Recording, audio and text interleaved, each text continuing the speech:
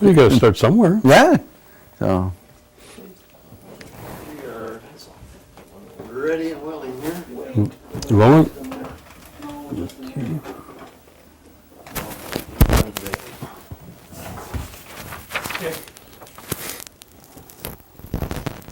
All right. Hi, Bob. You want to give us your name and then spell your name so they got it right for the record, and then your date of birth and where you were born. Okay. Name is Everette Leo Doxtator. And the name is spelled E-V-E-R-E-T-T.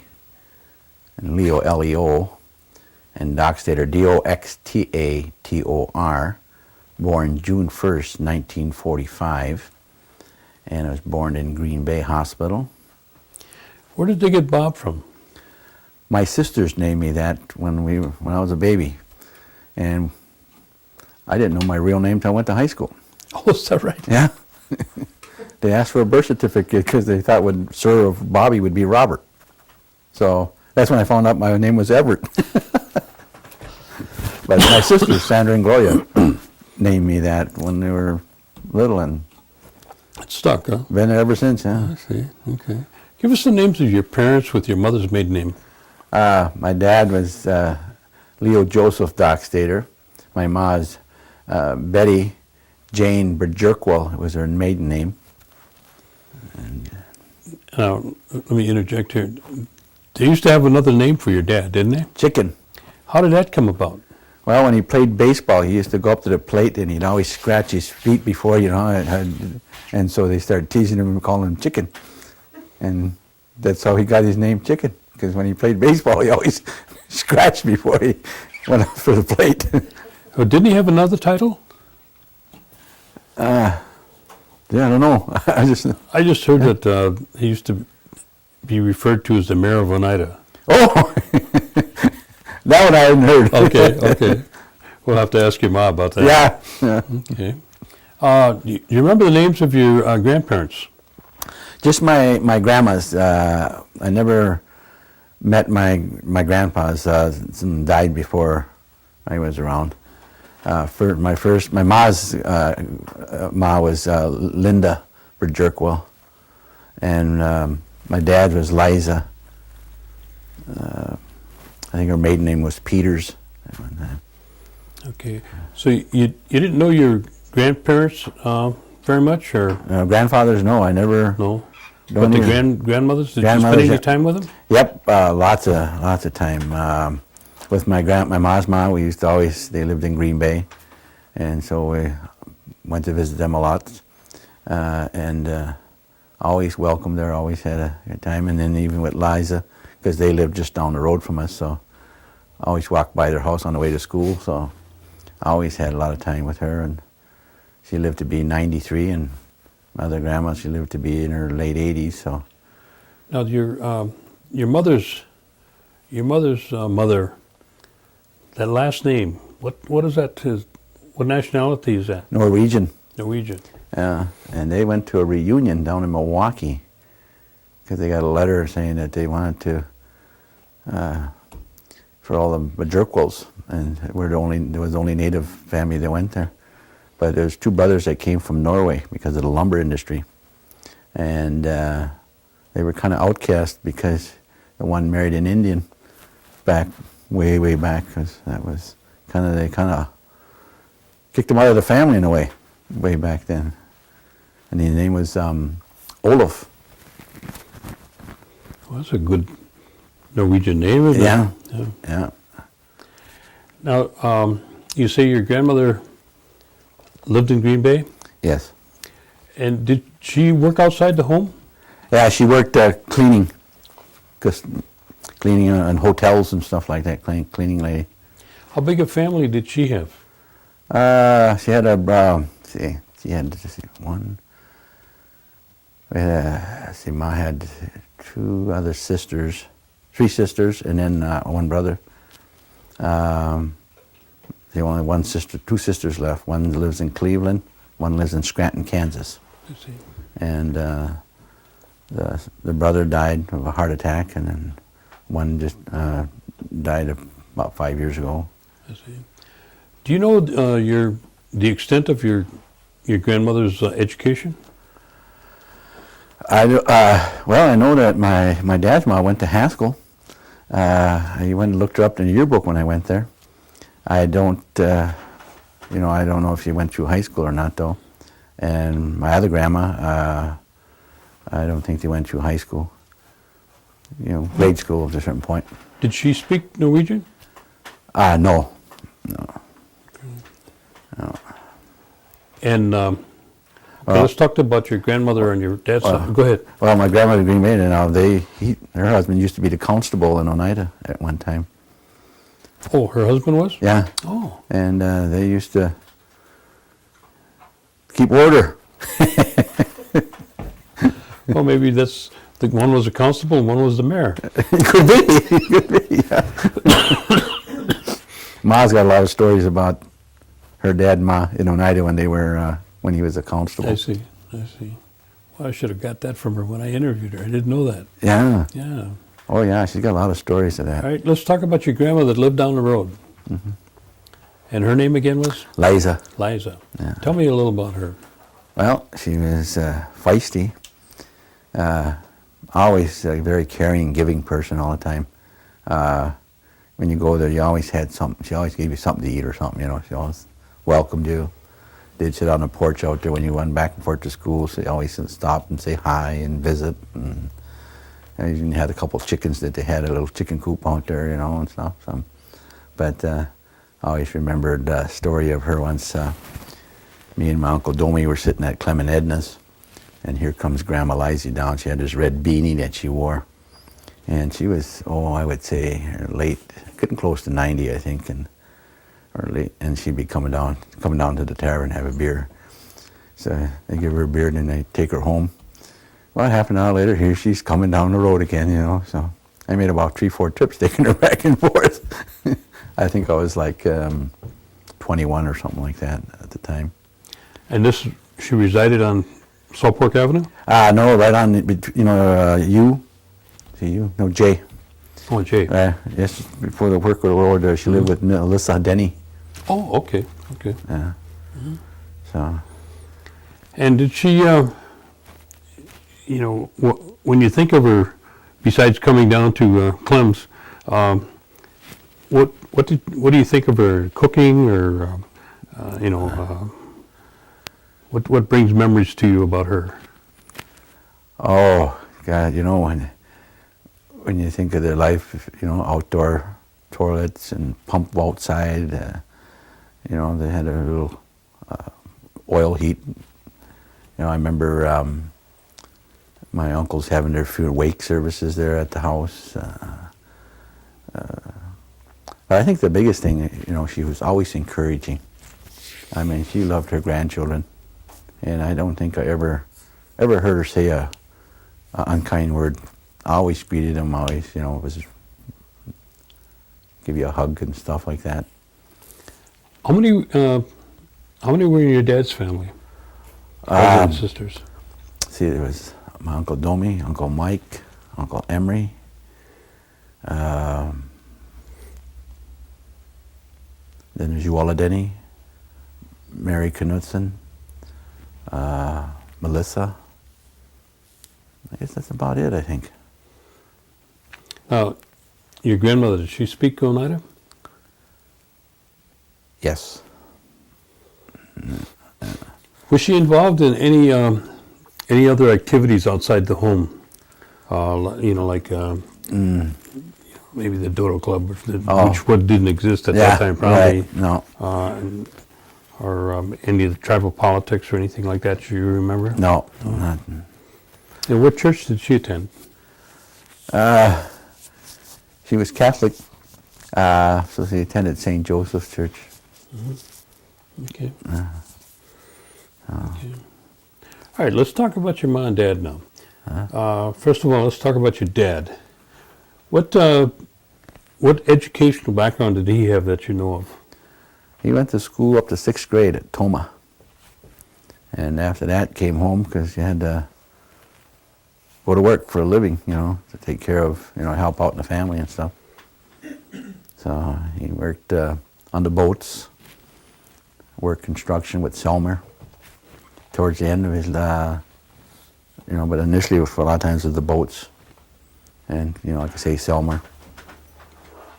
But 6th grade education.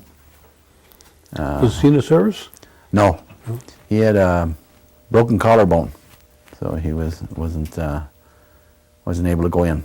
Okay. Was he involved in, you talked about when he came up to the plate, so I assume he played baseball then. Yep. Yep. Yeah. So he involved in any other sports? Not that I know of, but I know he loved baseball because we went to, back there was a lot of baseball teams. So I know Sunday, you always went to load up the car and head to the baseball games, Yep. They were always a fun time on Sundays. Yeah. I remember a time when I went up by Vans Valley for a game, and we were sitting there, and the ball gets hit up in the air, comes down. I figured I'll get underneath the tree. The ball hit the hood of the car, bounced up, hit the limb, and then hit me. So no matter where I went that day, I was going to get hit by the ball. But that was baseball was the thing that you always went on Sunday afternoon when there were home games or someplace there. And then sometimes other places, we go to Navarino or something. But always a fun time. And he wasn't involved in any tribal politics, you said, right? No. Okay. And he spoke the language? Not really. He understood it, and stuff, and he might have spoke some of it, but when we grew up, we didn't speak it in the house. Okay. All right, now let's talk about your mom now. What, did she work outside the home? Well, I remember when I was little, we'd go to plant cabbage out towards Black Creek in New London. You'd get out there and I'd go along and I'd sit. My job was to take the crates and open them up so when they come through on the cabbage, planting the cabbage on the tractor, they'd stop and they'd load up, but I was getting them ready. Got 50 cents a day to do that. And I don't know what they got paid, but I'd go along. It was fun to go. Something special. So that's what I remember with me and my mom. And then we worked, the picking the beans, August Firm, when he had his bean picking, and then also Berto. He had raspberries and strawberries there. He used to go work there picking those. Picking rocks out of the field. I remember Dad would go, but she didn't have a steady job outside of home. She's a lot of Too many kids. cooking and Yeah. and did you have running water and No. electricity? No, we had, when I first remembered, we didn't have no running water. We lived in that, which is the garage now. We lived in there for quite a few, till I was, probably around 13. But we used to have to get water across the hill, over the hill, by Baird's place there. Mm-hmm. And this is on Salt Fork Avenue now? South Fork Avenue, yeah. Okay. And then, but there was 15 of us lived in that place. 6 to a bed. We stacked them in there like cordwood. Boy. All right, let's see if we can name those 15. Well, my oldest sister is Sandra. Second oldest is Gloria. Then me. Then my sister Cleo. And then my sister Carol. And then my sister Nancy. And then after that is my brother Mike. And after Mike, there was Gary. And then Alan. And Gerald. And Dale. And then Michelle. So, Michelle's the baby? yeah. Yeah. And Dale's the baby of the boys. Well, that's a lot of kids. Yeah. So that was, we always had fun though. It seemed, I think the things that I always remember is I never felt poor, because it seems like we always had something to eat, always had, I think we had loving parents, so I think that made a big difference in a lot of things because we didn't have a lot, but we never went for not having anything, We had 2 gardens. What was a typical Sunday Oh, God, we have, well, church. 'Cause Dad says you go to church. And so first thing you get up in the morning, well, breakfast and stuff, but then you always went to church. And then we had, a lot of times you'd have chicken dinner. It was always good, because I remember Dad buying 300 chickens, and they used to put it in Morgan's storage locker down there. So a lot of times chicken dinner on Sunday afternoon. And then you had your usual polka music in the morning, and the paper, and you kind of, that was it, that half an hour of polka music. And Dad always put that on TV when we got, had electricity and stuff. So that was our Sundays, And then, you didn't wait either, because with that many brothers and sisters, you came late, you didn't get nothing. Get your hand in the way and it'd be bit off. But we all had to sit in the same spot. If one kid got out of place, holy God, there was hell to pay. That's my seat. What about holidays? Do you remember any holidays? Oh, yeah. They were always, well, like Christmas always stands out because, with a large family, and then back in those days you didn't have a lot, but they were still good. You had the nice meal, you always had something, even if it was only a pair of socks, but you got something, So, I remember one Christmas there was in Schrader's store, there was this cowboy set up there. And boy, every day I'd look at that thing and look at that thing. And, well, one day I got it for Christmas. But my other brothers and sisters had to go without some stuff because that was a little more expensive than, but that was my dream to look at that cowboy set up there. And I got it one Christmas, so, I was the king of the South Fork Avenue for a while there, the gunslinger, But it had a vest and a hat, and it had spurs and 2 guns, Yeah. Oh, God, I was in my glory that Christmas. You probably still got them hanging in the closet, huh? Probably.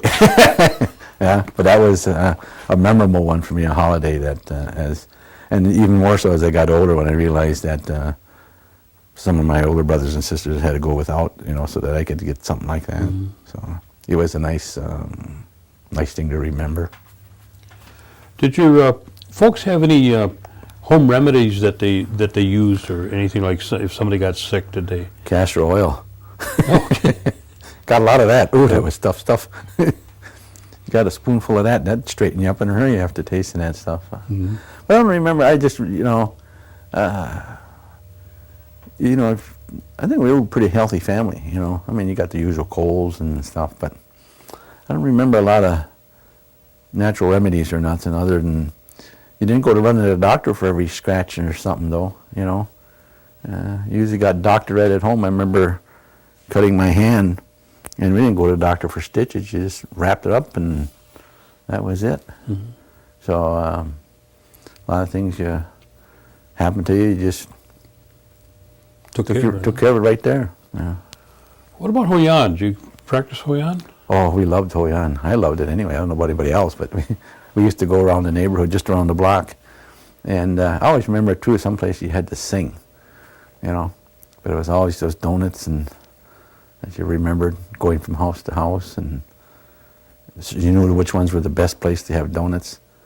I remember up the road there, that was, I'm trying to remember the name. Your grandma Blanche just lived up the road there too. Hit her house, and then the house next to it, that was Reed, I think it was. Johnny Gitget's mom. Yeah, she made good donuts too. And you go there and... Was that Lazy Reed? I think so, yeah. So you go there, and then, but you made around the block and you come home. Mm-hmm. By that time you're pretty full, with all the donuts, but I remember one place we had to sing. That's where Percy lives now. I remember we going there and we had to sing for a donut, Mm-hmm. You didn't get there too often after that, I think. Couldn't sing. I often wondered, you remember Johnny Gitget? Yeah. I often wondered whatever happened to him. Did he grow up, or? He died in a car accident. Oh, he did? Yeah. Okay. And, but he was, I always got a kick out of Johnny, though. Every day he'd take his car and he'd drive, make his route and then come back, just run through an island, make sure it would stay in one spot, and but you can always, up and down that road he'd go, you know. But he was, he's a guy that would help you all the time, though, Johnny would. And, you know, it was a shame that he had to die, though. He was quite a character. Do you know why they, where the name Saltport Avenue came from? Anybody ever tell you? No, no. Okay. Yeah. We got it Shenandoah now. I wish it stayed Salt Pork. Yeah. Kind of the history of our town, you know, and Stagger Lane and Yeah, Stagger Lane, yeah. All right. What was the typical responsibilities that you had at home among the 15? Well, one of my job was to haul water year round. So every day I'd have to go get the milk pail full of water, pump it. Me and my sister Cleo. And one time we got all the way home in the winter, tipped over. So I go back and, you know, haul it again. And then working in the garden, you had to pay the potato bugs and the hoeing and the weeding and all that other stuff and the picking the beans and all the stuff that went on. Did any of the family do any hunting or fishing? Well, Ma used to say if we had to hunt for a living, we'd all starve.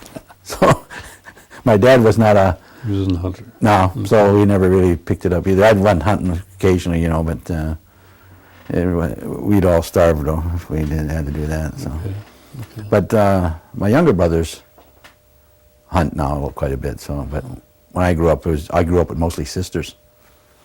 So didn't do a lot of hunting. Okay. Where did you start school?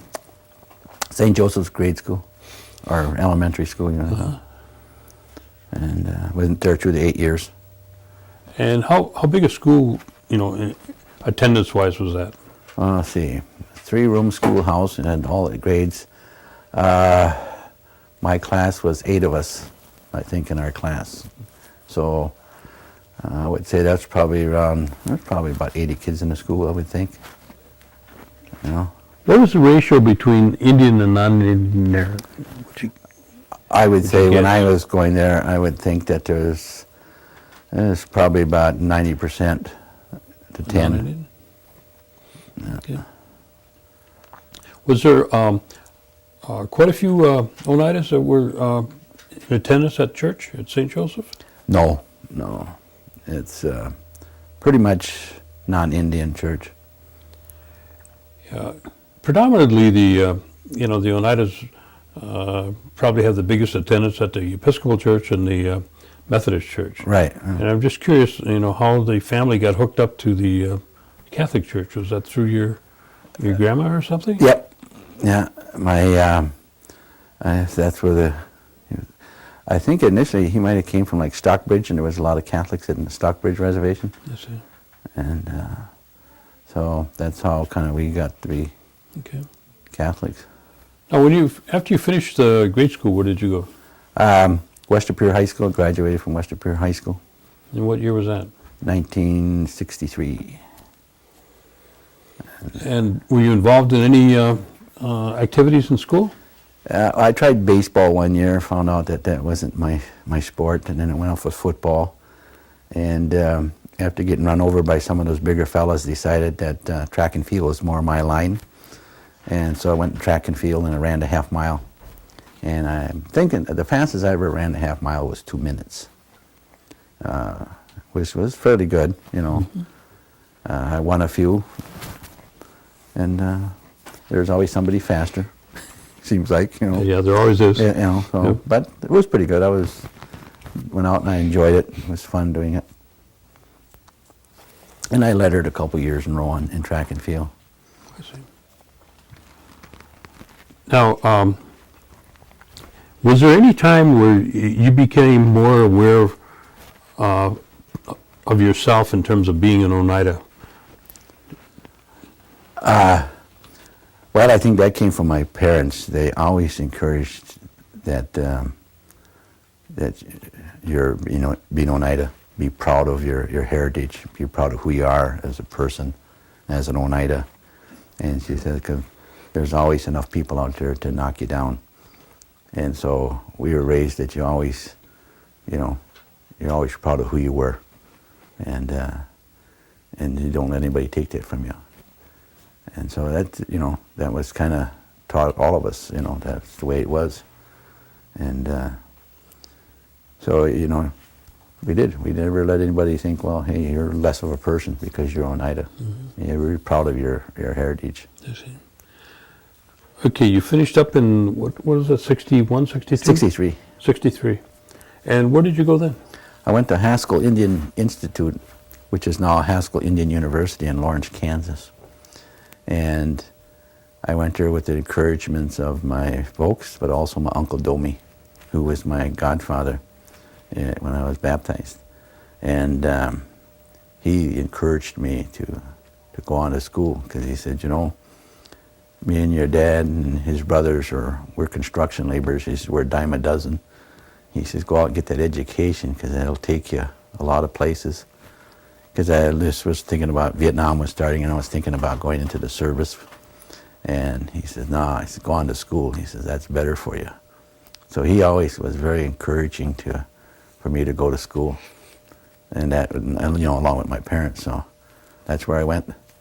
And he was right. It really paid off. I got a good job, and you know, and benefits and all the other stuff. After you finished school there? Yeah, I was there. I went there 2 years, and I went to learn to be an electrician. And came back here. I worked for Larson Canning Company as an electrician. And then it was hard to get jobs better than that because of the Vietnam War. They're afraid you'd get drafted. So I beat them. I went down there and signed up for 4 years. And I went into the United States Army Security Agency.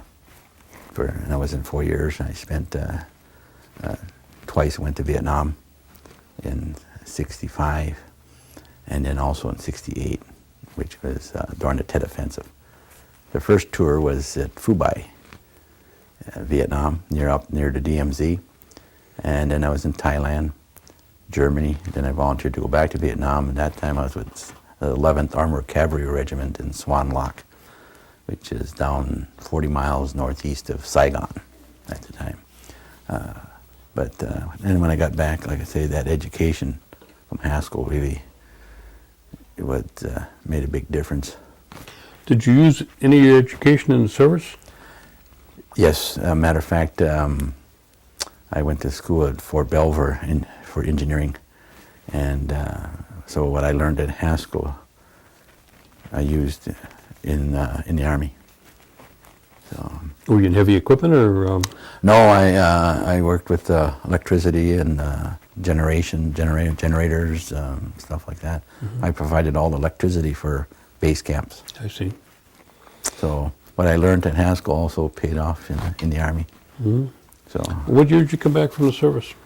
I was in 65. I got out in 69. Halloween. Halloween. Yeah, I went on Halloween and got out on Halloween. 4 years later. Yeah. Yeah. Your anniversary, huh? Yeah, got out in Fort Hood, Texas. Okay. Did you have a family at the time? No, single. Okay. Yeah. I seen too many guys get their Dear John, so I decided that wasn't for me. And it was nice to have a lot of girlfriends than just one. But I've never gotten serious with any of them. Okay. I just wanted to just enjoy life. And, okay, you come out of the service. And what did you do after you come out? Well, there was no jobs. There was a trucker strike, and I was out looking for a job as an electrician. And so I went to Great Lakes Indian Apprenticeship School in Green Bay. And what it was is they learned you how to take tests, how to go out and apply for a job and stuff, and they helped you put your resume together and stuff. And through that, I got interviewed by the Xerox Corporation. And so that helped me get a job with them. And I interviewed in Appleton. And so I ended up going, they asked me if I'd relocate to someplace else. And I said, sure, I'm single, I got no ties. So I ended up in Minneapolis, working for Xerox Corporation in Minneapolis. and I worked for Xerox for 32 years. 32. Yeah. And I ended up going from electrician to electronics, and computers, disk drives, laser printers, electronic printers. And towards the end, I went to what they call printing systems, which was these units were hooked in with large computer systems like American Medical here, Blue Cross, Shield in Minneapolis, all these big companies. And we did their printing through interfacing units from the big units to our printers. And so I took care of those customers. Took care of the maintenance and made sure the equipment all ran up. So I think I went 22 years without missing a day of work. And I think in the 32 years, didn't miss very many. My children, and stuff like that. But During that time, you started a family? Yep. I got married when I moved to Minneapolis. I moved in with my aunt, my dad's sister, until I got used to the area. And I lived with them for about 3 months, but then she was the girl next door. And it's kind of a strange thing. My wife and my aunt married, they were good friends, and they used to come to Oneida. So the first time I actually met her when she was probably around 7 years old. But at that time, you're not interested in girls, And then I met her one time, times over the years, I went to met at a wedding. And who would have thought all those years later you'd be marrying that little girl that came to visit one time. We started going out, and I thought, boy, she bought me a beer. I thought, man, I got me a winner here, She got money, her own car. So this is good. Found out she just had credit cards and bills. That's what I always teach her about anyway. What's her name? Margaret. Margaret. Margaret Skotka was her maiden name. Her ma was full-blooded Irish, and her dad was full-blooded Polish. And she was originally from the Minneapolis Right. area? Born and raised in Minneapolis Okay. there. North Minneapolis. And did she work out of the home, or? She was working for an ice cream company in Minneapolis. And after we got married, she worked for about a year until we had our first child. And then after that, she didn't work till the kids were all pretty much out of the house. We decided that I had a good job, and the money that I was making could take care of us.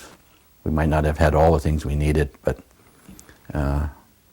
so she stayed home, took care of the kids. How many kids did she take care of? 5. Five. We had 4 boys and a girl. Okay, let me hear what their names are. My oldest is Joel, and he graduated from the University of Milwaukee in architecture, and he's going back to get his master's in business. My daughter is married and living in Hudson, got 2 grandchildren, and she's going to school to be a medical coder. And then my third son is a correctional officer, Jason. My daughter Jill is her name. And my son Jason, he's a correctional officer in Brown County here. And he's going to school at ITT in computer science. And he graduates his associate degree in June. And he's going back for his bachelor's degree in computers. And he's been doing extremely well. Always on the honor roll, and also times 4.0, so he's doing really good. He always said, I wonder why he couldn't do this when I was younger. Wait till later. So, and then I have a son who's going to NWTC to be a carpenter. His name is Joshua. And then my last son is Jonathan. He's at Haskell right now. And he's going to be a history teacher. He's going on, wants to learn to be a teacher. So they're all grown now? Yeah, Jonathan is my youngest. He is 23. Joshua, the next, is 25. Jason is 29. Jill is 30. And Joel is 31. So, And out of this, how many grandchildren do we have? 2 grandchildren, 2 girls, Madeline and Caitlin. And they're from my daughter that lives up in Hudson. Oh, in Hudson. Yeah. Mm-hmm.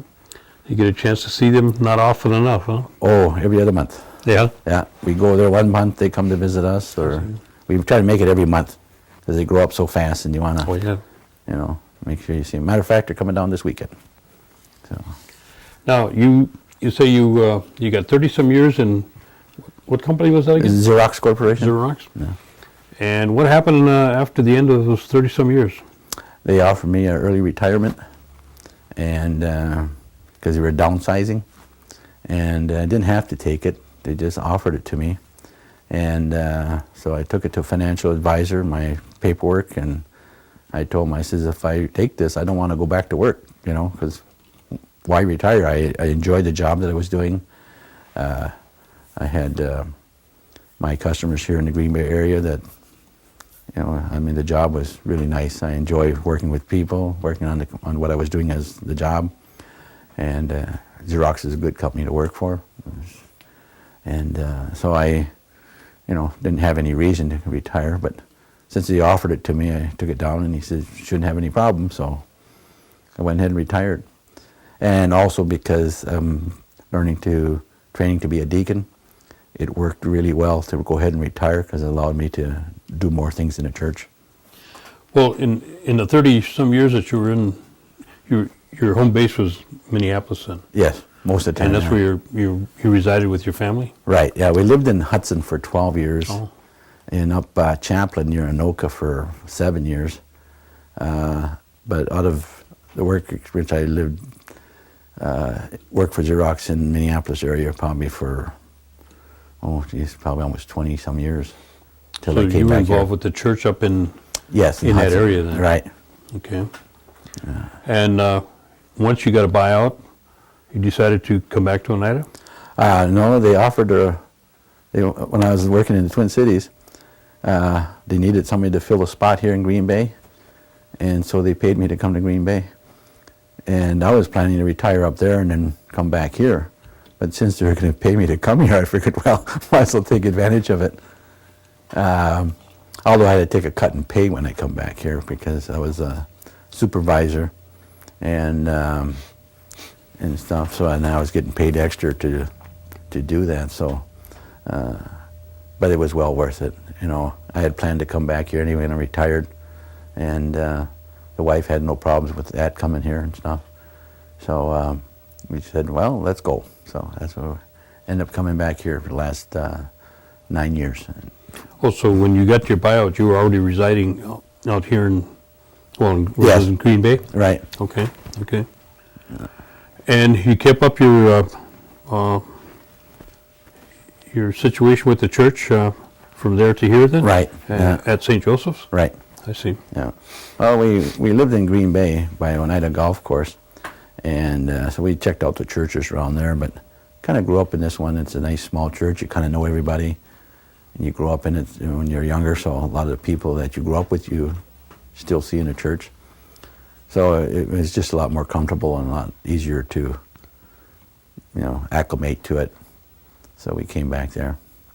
Plus coming home all the time and going to the church during those times of visits, and Father George that was there, he always came to my father's house when he was ill. So he always just felt like going back home. What time in your life did you make a decision to go into the diaconate? Well, if I look back on my faith journey, I'm thinking when I was 28 years old, I was looking for a little more purpose in my life, it just seemed like there had to be more, and started looking to the church. And since I was raised Catholic and always being that, then I started getting more involved in church, not only just because of my kids, but personally. And so as I got along in the 80s, I was looking at the diaconate in the Superior Diocese. But with a young family and stuff, it was just too difficult because it takes about 5 years now, and it just takes too much time. So I thought I'd rather spend that time with my family and my kids, because I coached baseball and basketball for 12 years, and coached all my kids. So I didn't want to take that away. So and then once I moved back to Green Bay here, I kind of forgot about it until almost 5 years ago, and I just happened to see a thing in the Compass or the Green Bay Diocese paper, an information meeting on the diaconate. So I called them, and here I am 5 years later, going to be ordained on May 15th, God willing. This coming May? Yes. Oh, wow. After 5 years of training. And what, do you maintain a certain residence then, or do you move around as a deacon? Well, you serve the bishop, and you have to be open-minded to go where the bishop asks you to go. It's very feasible. It's a mutual agreement. If you don't want to go, he's not going to force you to go someplace. But you do have to know that that's your responsibility as a deacon, that you're going to be, your boss is the bishop, and that if he needs you someplace, but like I say, they're not going to put you someplace you really don't want to be. Yeah. So it's usually a mutual agreement. But I'll be here at St. Joseph's at least for the first year, unless he has different, ideas. And I don't see leaving St. Joseph's. I think I'll probably be there most of the time. Yeah. Now, you were gone, some years during, the middle time of your life, so to speak, and you've seen a lot of changes in this community. How would you reflect on that in terms of, things that have happened and things that you've seen? You've seen the development of the tribe in a direction. What's your take on that?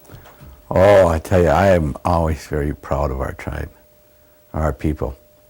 Living outside in the Twin Cities and in Hudson, and you look back and you see from an outside situation, you see the growth. It's been very positive. Good people, progressive people, and always made you proud of them because what they were doing with the proceeds from the gaming and what they're doing with it, rather than giving out sums of money to each member and not building an infrastructure. I think that was good insight, because you look at what we have and the benefits of what the gaming came about. But even before, I was always proud of who I was. I was proud of the people that I knew, of being Native American and being Oneida. But from that, I just think it's just fantastic. I think sometimes being away gave you a new look at it, because you could see it differently versus living here, and you see all the you see both sides of it, the good and the bad. But when you look at it, there's a lot more good than there is, and that's normal. I think you have some, you're going to have the bad with the good no matter what. But I think the good outweighs the bad by a long shot when you look at the positive things that are going on in our community. Well, this is one program here, and I've some of the things that I think are going on in there. There's a new pride being built of who we are as a people that I think is really important. In spite of all our differences, I think that people are still very united as a people. I think is a good thing. I think when you see what goes on a day-to-day basis, I guess you could, there's times for disillusionment, but I think overall it's fantastic. What's your feeling about the attitude or the relationship that the community as a whole gives to the elder?